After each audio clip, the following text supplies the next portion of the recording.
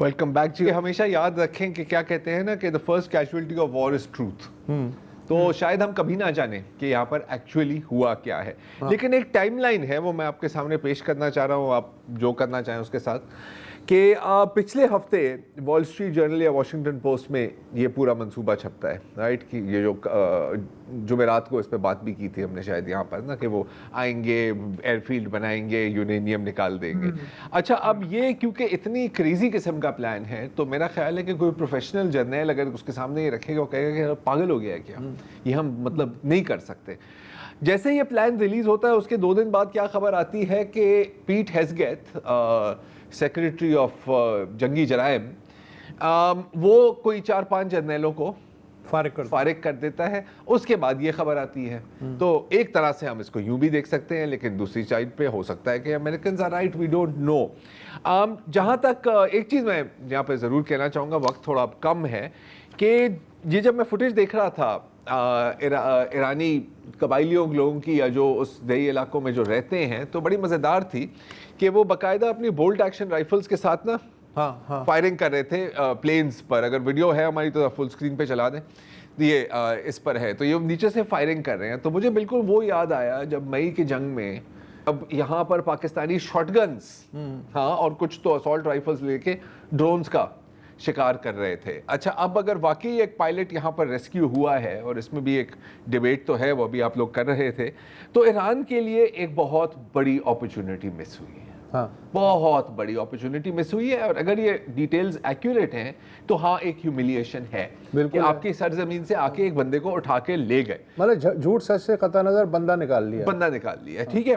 تو اب Iranian T V پر, کیونکہ آپ نے ظاہر ہے کہ اس کو کسی طرح تو پیش کرنا ہے نا, جیسے ابھی تو ٹرمپ تو we are number 1, we are the best, اور یار ویسے مہارت حاصل ہے CIA کی جو چیف ہے ویٹ لفٹنگ میں.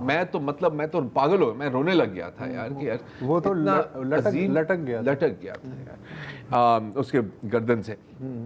تو اینی وے پوائنٹ از کہ ابھی میں ایرانین ٹی وی پہ دیکھ رہا تھا, تو انہوں نے ایک صاحب کو ٹی وی پر لائے ہیں, اور وہ دعویٰ کر رہے ہیں کہ یار یہ وہ بندہ ہے جس نے شاید ان بلیک ہاکس کو گرایا ہے. یار اس کی ضرورت ویسے ہے نہیں, اس کی ضرورت نہیں ہے, لیکن یہ بتا رہا ہے, اور یہ اپنی گرینڈ ڈاٹر کو بھی اپنے ساتھ لے آیا ہے اس میں. اور پھر ظاہر ہے کہ اور بھی ویڈیوز آ رہے ہیں, جیسے ایک ایرانین کے ہاتھ میں وہ جو پلین کی جوائے اسٹک ہے وہ آ گئی ہے, وہ بھی ویڈیو ہے ہمارے پاس, اور وہ اس کے ساتھ کھیل رہا ہے. اس نے کہا کہ یار جہاز تو چلیں تباہ ہو گئے, لیکن یہ جوائے اسٹک اب میری. اچھا, ایک انٹرسٹنگ چیز جو ہے نا, وہ آپ کو پتا ہے ٹرمپ صاحب جو ہیں کوئی بات دل میں نہیں رکھتے.